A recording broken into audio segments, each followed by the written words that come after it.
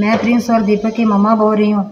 देखो, मेरे बच्चों को गए हुए आज 90 दिन हो गए, लेकिन आज दिन तक हमें कोई भी एजेंसियों की तरफ से किसी किस्म की कोई भी सिचुएशन नहीं आ रही है कि आपका केस कहाँ तक पहुँचा है, कहाँ तक नहीं पहुँचा है। और ऊपर से हमारे डीजी साहब ने ये बता रहे हैं हमें कि जो मिलिटेंट थे वो पाकिस्तानी थे और वापस पाकिस्तान में चले गए हैं। हमें यही इंसाफ उनकी तरफ से मिल रहा है। हम तो कुछ और ही सोच विचार करके बैठे हुए थे यहाँ पे कि हमारी जो एजेंसियाँ इतनी बड़ी एजेंसियाँ हमारे लिए लगाई गई हैं, और साथ में हमारे अमित शाह जी का भी इसमें पूरा जो है संयोग, अभी तक भी वो हमारा संयोग दे रहे हैं। रविंदर रैना जी भी हमारा पूरा सहयोग दे रहे हैं। उन्होंने हमारे घर में कम से कम 10-10 बार चक्कर लगा चुके हैं। वो अभी फिर भी आने के लिए तैयार हैं कि मैं डांगरी फिर आऊँगा। पाकिस्तानी थे और पाकिस्तान में वापस चले गए हैं। चलो कोई बात नहीं, हमने उनसे क्या लेना है, उग्रवादियों से हमने कुछ नहीं लेना है।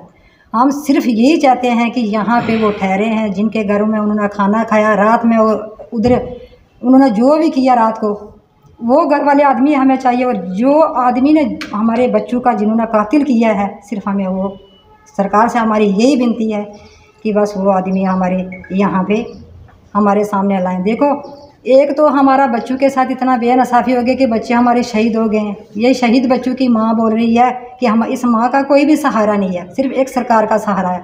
अगर ये सरकार भी आज हमें सहारा नहीं देगी तो ये कहाँ जाएंगे? इनके लिए भी तो कोई सरकार जगह बताएगी ना कि आप वहाँ पे चले जाओ, आप वहाँ पे चले जाओ।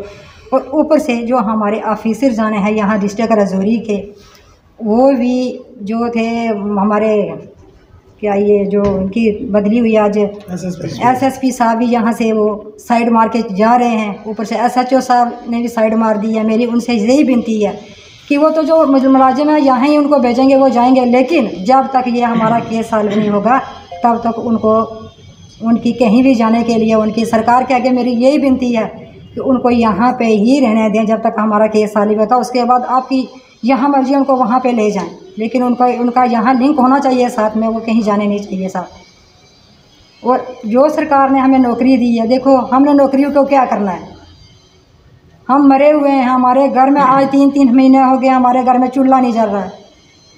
हमें सरकार की कोई नौकरी नहीं चाहिए, हमें सरकार का कोई पैसा नहीं चाहिए। सरकार हमें अपना वो अकाउंट नंबर बताए, हम वापस उनको जो रिलीफ हमें दी गई है उनको हम वापस करने के लिए तैयार हैं।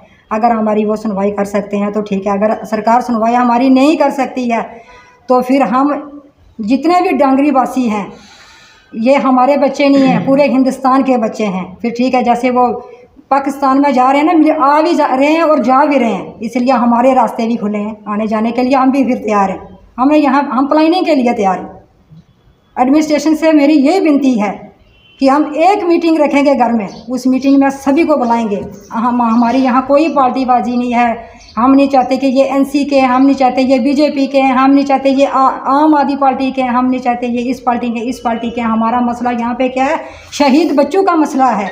अगर हमारे घर में ऐसे ही शहीद बच्चे होते जा रहे तो आज हमारे घर में हुए, कल दूसरे घर में भी होंगे, कल तीसरे घर में भी होंगे। हमारे बच्चों को उन्होंने आईडी प्रूफ देख के मारा है। हमारे एक बच्चों को उन्होंने 20-20, 25-25 गोलियां मारी हैं।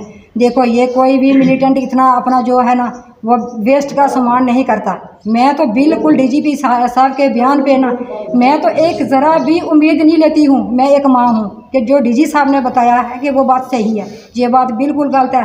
अगर देखो, ये अगर मिलिटेंट होते, उन्होंने 1 राउंड फायर करना था आदमी पे, 2 राउंड फायर करना था। उन्होंने मेरे बच्चे को इन्होंने 18-18, 20-20 गोली का फायर किया मेरे बच्चे पे। देखो, ऐसा मिलिटेंट कहीं पे जहाँ पे अकाउंट हुआ, देखो कहाँ पे मिलिटेंट को ऐसा करता है, 20-20, 25-25 गोली का फायर नहीं करता है। मेरी एजेंसी के सामने यही विनती है, मैं यही अर्ज एक माँ करती हूँ, मुझे सिर्फ़ और सिर्फ मेरे बच्चों का न्याय चाहिए। अगर मेरे बच्चों का वो न्याय नहीं सरकार दे सकती तो वह मुझे ही गोली मार दें।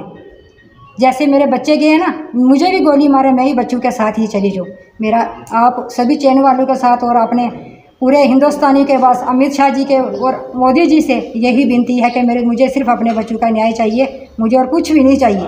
2 दिन पहले हमारे डीजीपी साहब बयान करते हैं कि जो मिलिटेंट डांगरी से आए थे वो पाकिस्तान के थे। बड़े दुख हुआ ये उनकी स्टेटमेंट हमने सुनते हुए कि आप जब ये इंसिडेंट हुआ था तो आप ये कह रहे थे तीसरे दिन कि हम 80% जो है वो केस को हम सॉल्व कर चुके हैं। लेकिन हमें ये लग रहा है ये ऐसा पहली बार हुआ है कि कोई भी इंसिडेंट जब मिलिटेंट करते हैं तब जंगल की ओर जाते हैं वो, कोई भी इंसिडेंट करने के बाद। लेकिन ये ढांगरी में पहला इंसिडेंट हुआ है जिसमें जो मिलिटेंट हैं ये नीचे की ओर आए हैं और हर एक चीज़ उन्होंने इस्तेमाल की है।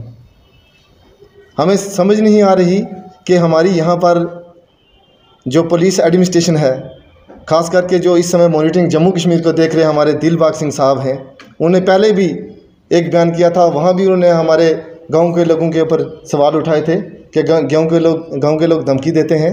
मैं आज आप के चैनल के माध्यम से मैं उन साहब से यही कहता हूं कि जो भी ढांगरी का इंसिडेंट है उसको जल्द से जल्द आप सामने लाएं, नहीं तो ये आंदोलन जो है बड़े रूप में आ सकता है। पहले तो मैं आपको ये बताता चलूं, आज जितनी भी विक्टिम फैमिलीज़ के हमारे साथ जो लोग आए हुए हैं उनकी सीधी सी बात है, जो भी रिलीफ, जो भी असिस्टेंट जो दिए गए थे वो सभी हम वापस करने जा रहे हैं। जितना भी पैसा या नौकरियां जो सरकार ने हमें दी थी वो सभी के सभी हमें जो अपना अकाउंट्स जिसमें डालने हैं हमने वो हम तत्काल ही, और जो भी हमें रिलीफ दी गई, चाहे वो उन्होंने हमें सिक्योरिटी को लेके, हमने सिक्योरिटी को क्या करना है, आज हमारे पास एक कंपनी ढांगरी में लगी हुई है, वो घर घर जाकर नहीं प्रोटेक्ट कर सकती किसी को भी। जो लोग थे, जिन लोगों ने यहाँ ये इंसिडेंट किया है वो लोग यहाँ ही घूम रहे हैं और क्लीन चिट उनको दी जाती है कि वो पाकिस्तान के हैं। तो कहीं ना कहीं वो हादसा बड़ा भी हो सकता है, दोबारा भी हो सकता है। घर घर में आप सिक्योरिटी नहीं दे सकते। जो वेपन्स आपने हमें दिए हैं, हम अपने वेपन भी वापस देने के लिए तैयार हैं आपको। आपने जो हमें एक कंपनी दी है वो भी हम देने के लिए आपको तैयार हैं। आपने जो हमें पैसे दिए हैं हम वो भी देने के लिए तैयार हैं। आपने जो हमें नौकरियाँ दी हैं वो भी हम देने के लिए तैयार हैं। लास्ट मैं आपसे, और दूसरी बात ये भी लास्ट आपसे मैं यही अपील करूँगा आपके चैनल के माध्यम से, जितने भी लोग इसको देख रहे हैं वो इस परिवार के साथ आके खड़ा हों इस दुख की घड़ी में। ये इंसिडेंट ढांगरी का नहीं है, ये कल कहीं दूर दराज एरिया में भी हो सकता है। जिन लोगों ने पाकिस्तान से आके ढांगरी को ही टारगेट किया, इन लेबरल लोगों को आके मारा, या तो कोई बड़ी हाई प्रोफाइल लोग होते तो मारते तो बात अलग थी। ये तो सामने सामने ये दिखाई दे रहा है, इसमें कहीं ना कहीं या तो हमें जो है गुमराह किया जा रहा है या इसके पीछे कोई बड़ी कॉन्स्पिरेसी है। तो मैं फिर दोबारा आपके चैनल के माध्यम से अपील करूंगा लेफ्टिनेंट गवर्नर साहब को कि जिस तरह से आपने जो ट्रांसफ़र है ये पॉलिसी फ्रेम की है, एसएसपी को यहाँ से ट्रांसफ़र कर दिया है, एसएचओ को यहाँ से ट्रांसफ़र कर दिया गया है, हम बिल्कुल भी ट्रांसफ़र नहीं मानते हैं। जब तक ये हमारा केस सॉल्व आउट नहीं हो जाता तब तक ये जो हमारे जो बंदे हैं यहाँ ही रहेंगे। और अगर आपने करने की कोशिश की तो कल इसके परिणाम जो है आगे देखने के लिए भी तैयार हो। देखिए, जितनी बातें थी सब ने बोल दी हैं, घर वालों ने बोल दी हैं।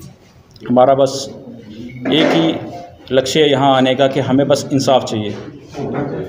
आज 3 महीने होने वाले हैं, 3 महीने हो चुके हैं ऐड, और फिर भी 3 महीने के अंदर पहले बोले डीजीपी साहब बोल रहे थे, एसएसपी साहब बोल रहे थे नहीं जी 60% केस हो गया, 80% हो गया, और 3 महीने के बाद आज बोल रहे नहीं जी बाहर से लोग आए और मार के चले गए। बाहर से आए चलो ठीक है मान लेते हैं, हवा से आए हैं तो बताओ वो हवा वाला रूट कौन सा था उनका, ज़मीन से आए हैं तो ज़मीन वाला रूट कौन सा। आपको ये तो कंफर्म हो गया कि बाहर से आए हैं, तो ये रास्ता भी कंफर्म होगा आपको कौन से रास्ते से आए थे और किस एजेंसी के थ्रू आए थे वो भी पता होगी, फिर किसके थ्रू वापस गए हैं वो भी पता होगा। अगर इतनी चीज़ें आपको पता हैं तो वो सारी डिस्क्लोज़ कर दो ना, फिर हम भी संतुष्ट हो जाएंगे, परिवार भी संतुष्ट हो जाएगा। ठीक है बाहर से आए थे, मार के इस तरह से एग्जीक्यूट करके निकल गए।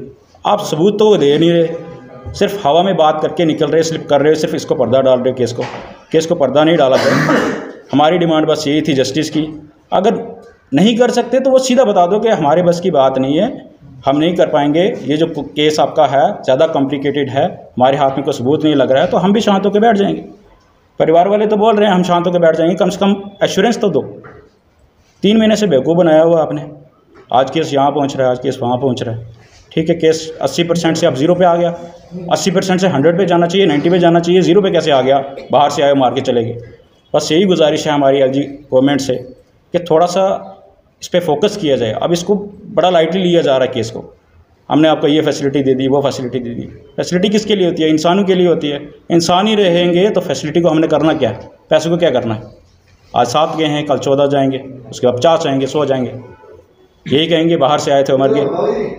ठीक है, तो इस चीज़ को एडमिनिस्ट्रेशन से हमें यही गुजारिश है, इस पर फोकस किया जाए और जल्द से जल्द जो बीच में जिन लोगों ने कॉन्स्पिरेसी रची है वो जो गुनहगार हैं उनको सामने लाया जाए।